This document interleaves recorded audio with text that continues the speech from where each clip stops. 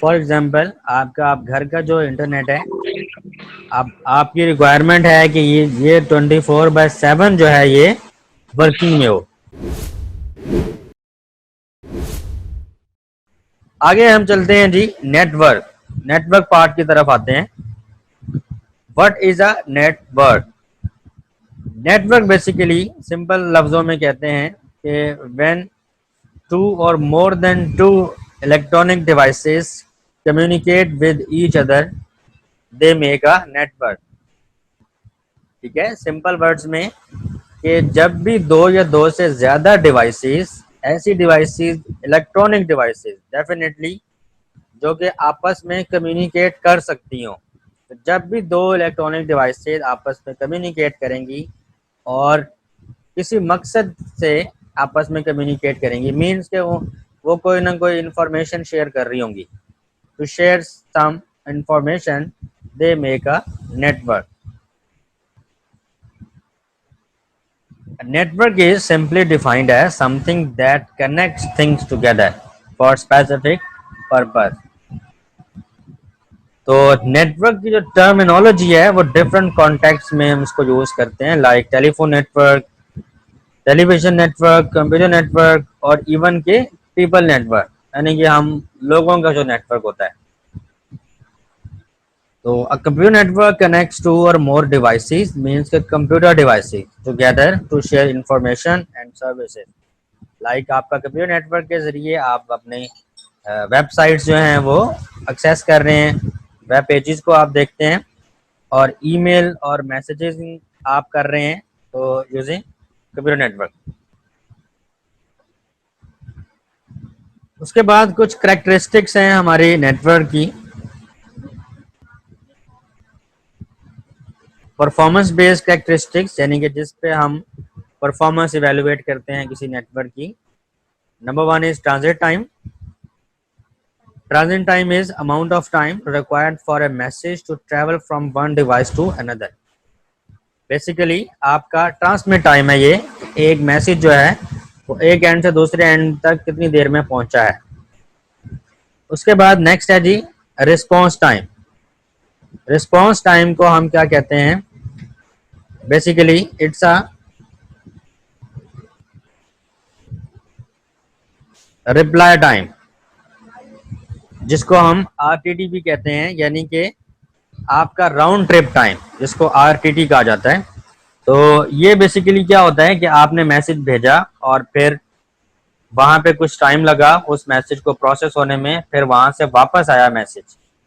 ये जो पूरा राउंड ट्रिप हुआ, इसका जो टाइम हुआ ये क्या है? तो आपको अभी मैंने जो पीछे पिंग के पैकेट्स दिखाए थे उसके अंदर वो जो टाइम आ रहा था, that was round trip time, जिसको कहते हैं आरटीटी। ठीक है, दैट वाज रिस्पांस टाइम। आपने एक पिंग की रिक्वेस्ट भेजी गूगल के डीएनएस सर्वर पर और वहां से फिर वो रिप्लाई आया आपकी मशीन पे वापस। वो कह रहा है कि इस दौरान इस पूरे राउंड ट्रिप पे कितना टाइम मुझे लगा, that is called response time. उसके अलावा चीजें होती हैं जी थ्रूपुट और डिले। अब थ्रूपुट बेसिकली कहते हैं कि how fast we can actually send data through a network. That means कि मैं कितनी जल्दी जो है वो अपना डेटा दूसरे एंड तक पहुंचा सकता हूं, that is called throughput. It is directly related with data rate, और you can say it is directly related to the speed. आपकी जितनी ज्यादा थ्रूपुट होगी, इसलिए मैंने साथ ब्रैकेट में हाई लिखा हुआ है कि more the throughput is more the data rate and more the speed. इसका मतलब है कि अच्छा नेटवर्क वो होगा जिसकी थ्रूपुट ज्यादा होगी। और अब थ्रूपुट ज्यादा करने के लिए क्या करना होगा? हमें अपने नेटवर्क की बैंडविड्थ बढ़ानी होगी। फॉर एग्जाम्पल आप अगर 1 MB का कनेक्शन यूज कर रहे हैं, अगर आप उसकी जो बैंडविड्थ है उसको 2 MB पे कर दें, 4 MB पे कर दें, 8 MB पे कर दें, तो डेफिनेटली आपका डाटा रेट ज्यादा हो रहा है। 8 MB का मतलब ये है कि 8 MB/s आपका जो डेटा रेट है, यानी कि आपकी जो स्पीड है वो आ रही है, तो that means higher the throughput higher the speed. इसी तरह दूसरी टर्मिनोलॉजी है जी डिले। दैट मीन्स आपका जो डिले है वो कम से कम होना चाहिए।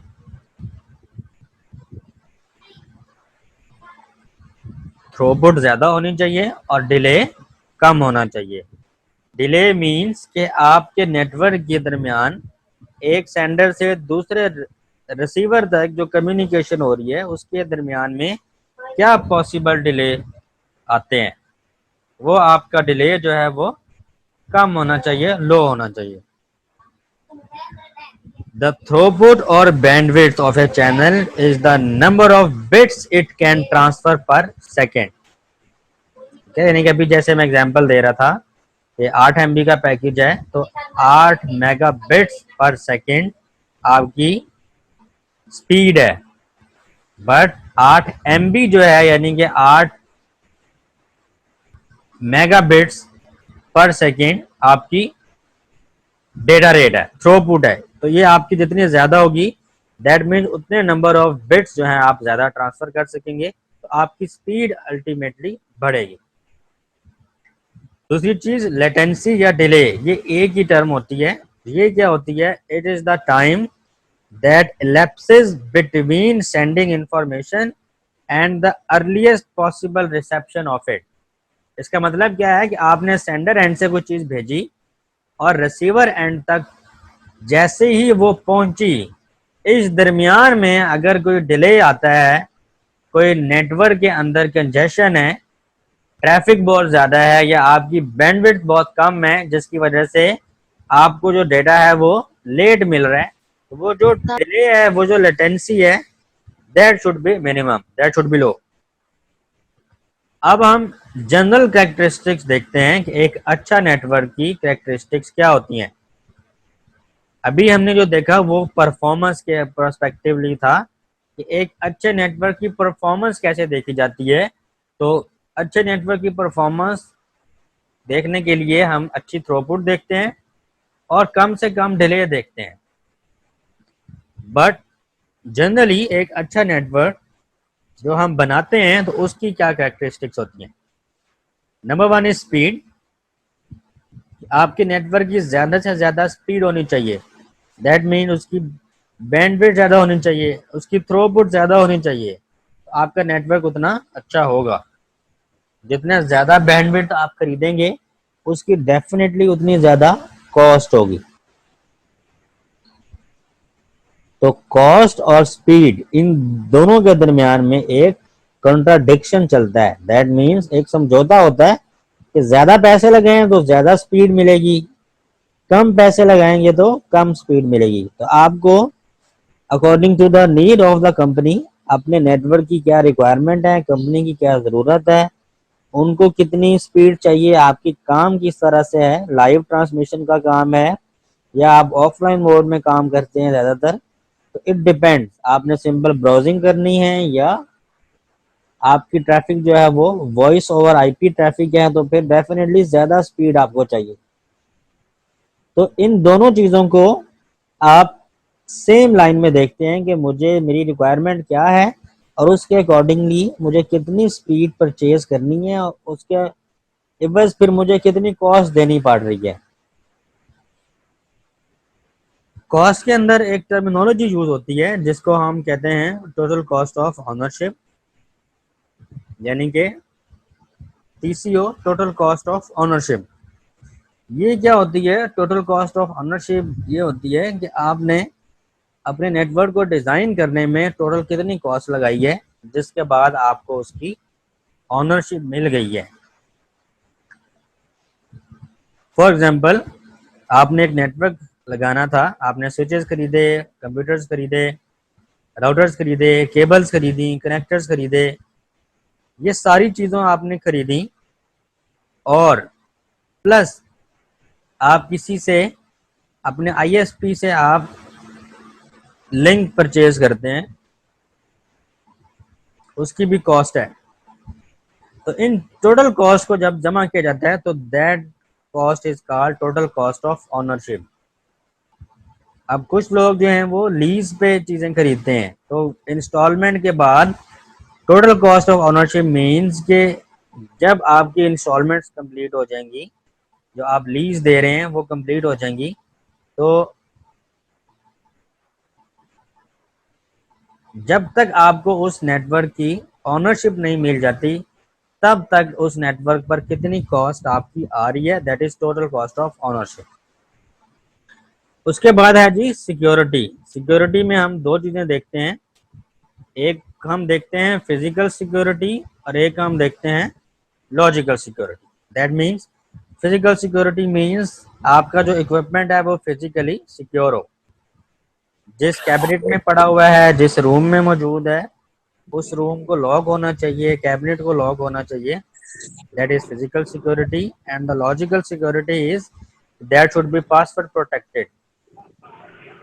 पासवर्ड लगा के रखें अपने डिवाइसेस को, ताकि जो यूज़र है अगर फिजिकली सिक्योरिटी को ब्रीच कर भी लेता है तो वो लॉजिकली डिवाइस को एक्सेस ना कर पाए। इसी तरह नेक्स्ट कैरेक्टरिस्टिक है जी अवेलेबिलिटी। अवेलेबिलिटी का मतलब है आपका जो नेटवर्क है वो according to the organizational need available होना चाहिए। फॉर एग्जांपल आप घर का जो इंटरनेट है, आपकी रिक्वायरमेंट है कि ये 24/7 जो है ये वर्किंग में हो।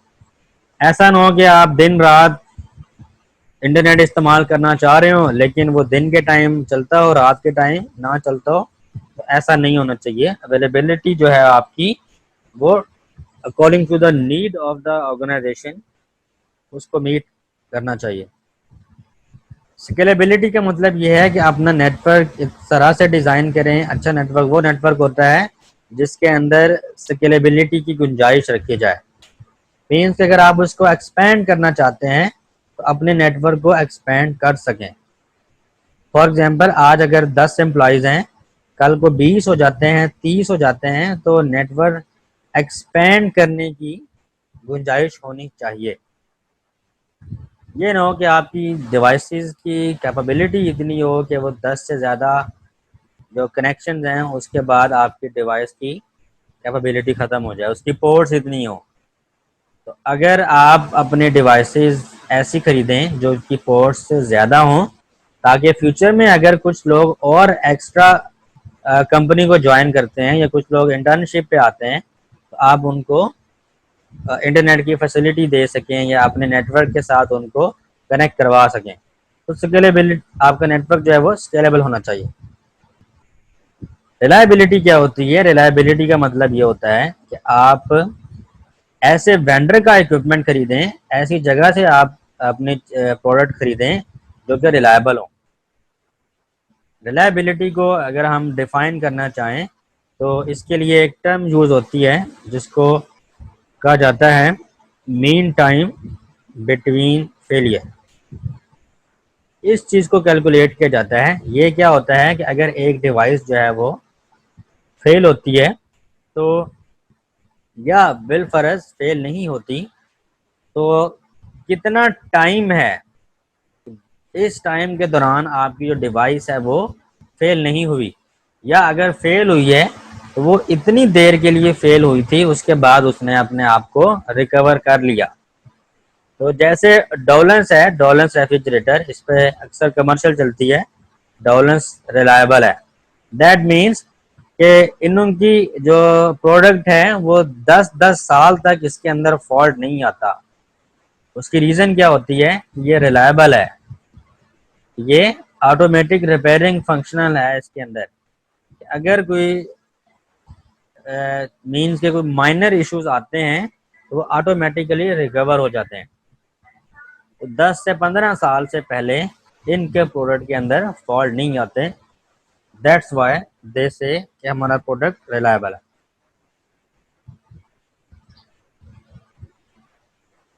ओके जी, अब इन कैरेक्टरिस्टिक्स के बारे में थोड़ी थोड़ी डिटेल जो है वो लिखी हुई है, इसको आप खुद से भी स्टडी कर सकते हैं।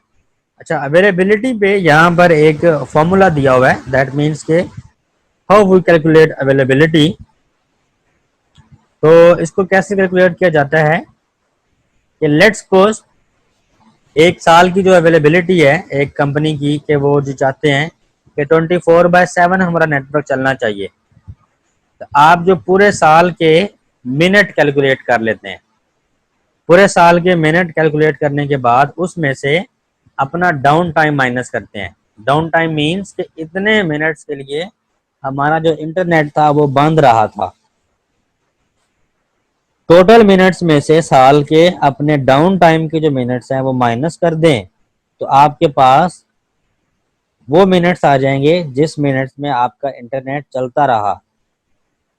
ठीक है, और उसको आप मल्टीप्लाई कर लें 100 से और डिवाइड कर लें total number of minutes in year से, ये एक परसेंटेज आ जाएगी, that is called percentage of availability. इसको मैं अगर सादा लफ्जों में समझाऊं तो ये है, दैट मीन्स कि अगर लेट सपोज आपके 100 में से 70 नंबर आते हैं, तो आप परसेंट कैसे निकालते हैं कि जी मेरे 70 नंबर आए हैं 100 में से, इसको आप मल्टीप्लाई करते हैं 100 से, तो ये आपके 70% आ जाते हैं, सिंपल। लेकिन ये 70 बेसिकली कैसे आता है, आप कहते हैं कि मेरे जी टोटल 100 नंबर थे, उसमें से मेरे 30 नंबर जो हैं वो माइनस हुए हैं, और टोटल नंबर थे मेरे 100, मल्टीप्लाई आप कर दें इसको 100 से। सेम यही फॉर्मूला होता है अवेलेबिलिटी परसेंटेज का, यानी कि टोटल मिनट्स आप कैलकुलेट करें जो कि आपके ये वाले हैं टोटल नंबर या टोटल मिनट्स, उसमें से आप ये देखें कि आपका माइनस क्या हुआ है, मीन्स के वो टाइम माइनस हुआ जिस दौरान आपका इंटरनेट बंद रहा या नेटवर्क डाउन रहा, तो आपने वो जो मिनट्स थे वो आपने माइनस कर दिए, तो आपको बदले में मिला क्या, वो मिनट्स या वो वैल्यू जिस दौरान आपका इंटरनेट चला रहा, जिस दौरान आपका नेटवर्क जो है वो वर्किंग में रहा, ऑनलाइन रहा। यानी कि इस केस में आपके 70 नंबर आए, जो कि आपके नंबर बने वो जो आपने गेट किए, इसको हम जब टोटल नंबर ऑफ मिनट से डिवाइड करेंगे और मल्टीप्लाई करेंगे 100 से, तो ये एक परसेंटेज आ जाएगी।